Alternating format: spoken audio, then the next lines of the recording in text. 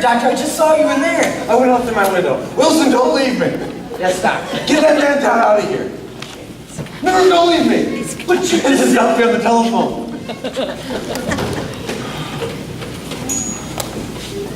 Duffy, get that guy down to school to get him down here right away. Don't leave. Just a minute, Doctor. I need to talk with Dr. Chumley. Hello, Myrtle. Chumley, you and I need to talk. This thing is serious. It certainly is. More serious than you suspect. Where can you go to talk? Not there. The doctor does not want you in his office. No, sir. Very well, then. Sit down, Dr. Chumley. Sit down, Myrtle Mae. Sit down, Dr. Chumley. Sit down, Myrtle Mae. Wilson, don't leave. No, here are my thoughts. The facts. Can anybody hear me? We can all hear you. Is that a good thing?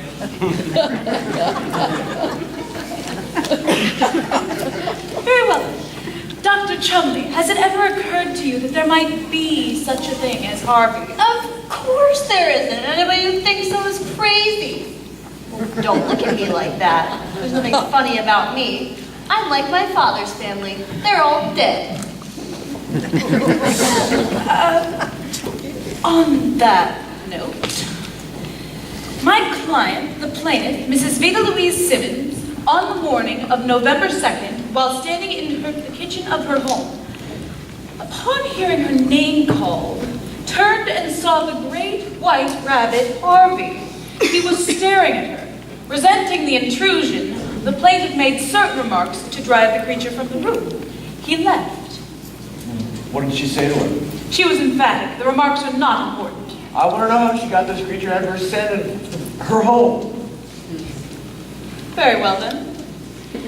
She looked him straight in the eye and exclaimed in the heat of anger, "To hell with you."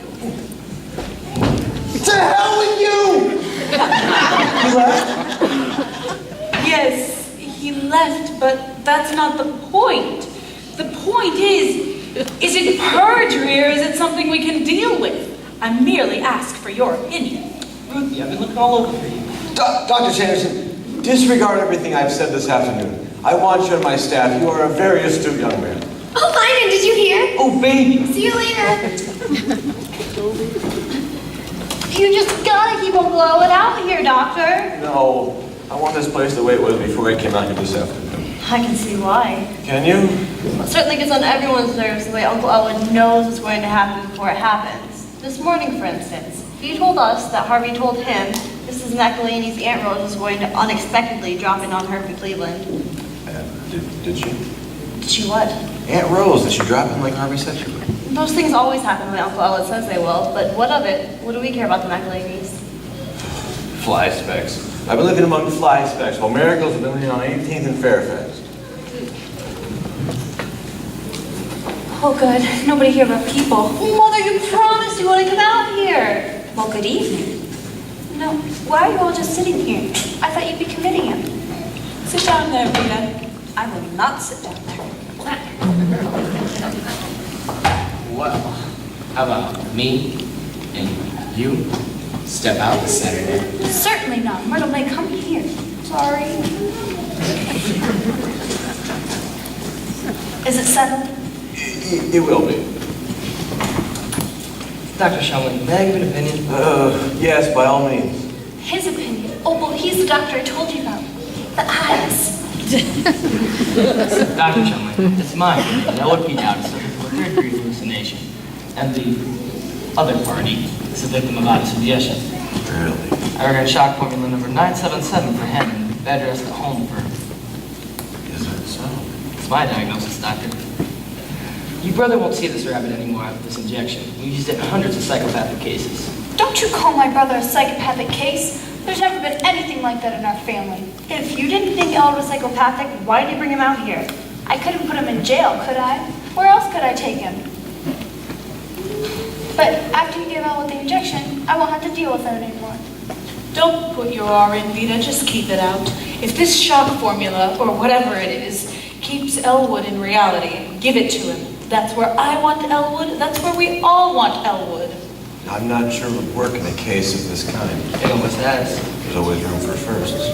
Harvey always follows on the phone. Does he? Yes, but if you give him the injection, Elwood won't see Harvey. And when Harvey comes to the door, I can deal with him. Won't you stop talking about Harvey as if there's such a real thing? Myrtle Mae, you've got a lot to learn. And I hope you never learn it. Shh, here he comes. Good evening, everybody. Good evening, Elwood. I brought you your suitcase. Thank you, Veta. Well, Doctor, what do? We have to do something. Oh, yes. I should say so. Yeah, it's imperative. Well, while you're making up your minds, why don't we all go down to Charlie's and have a drink? Stay here, Uncle Elwood. Stay here, Elwood. I plan to leave. You want me to stay. An element of conflict in any discussion is a good thing. It means everybody is taking part, and nobody is left out. I like that. Oh, how did you get along with Harvey, Doctor? We're waiting for your answer, Doctor. What? What is your decision? I must be alone with this man. Would you all kindly step out into the room for a moment? Certainly. You stay here, Elwood. Mr. Dowd, have a seat.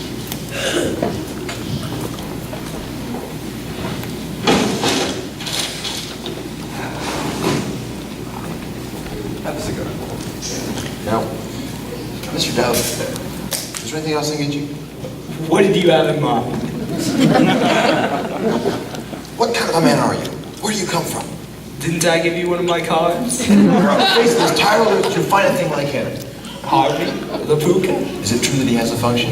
That gets advance notice? I'm happy to say it is. Harvey is versatile. Harvey can stop clocks. what? You've heard that expression before. His face would stop a clock. Yes, but to what purpose? Harvey can look at your clock and stop it. And you can go away for as long as you like, with whomever you like, for as far as you like. And when you come back, not 1 minute will have ticked by. Does he do this for you? He's willing to at any time. But so far, I've never been able to think of any place I'd rather be. I always have a wonderful time, just where I am, whomever I'm with. I'm having a fine time right now, with you, Doctor. Corona. I know where I'd go. Where? I'd go to Akron. Akron? There's a cottage camp house at Akron and a grove of maple trees. Cool and green and beautiful.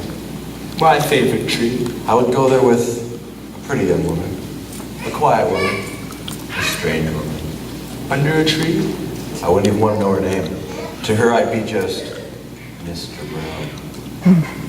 Why wouldn't you want to know her name? She might be acquainted with the same people. I would send out for cold beer. I would talk to her. I would tell her things I've never told anyone. Things that are locked in here.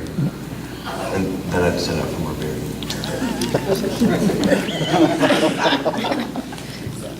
No whiskey? Here's better. Maybe under a tree. But she might like a highball.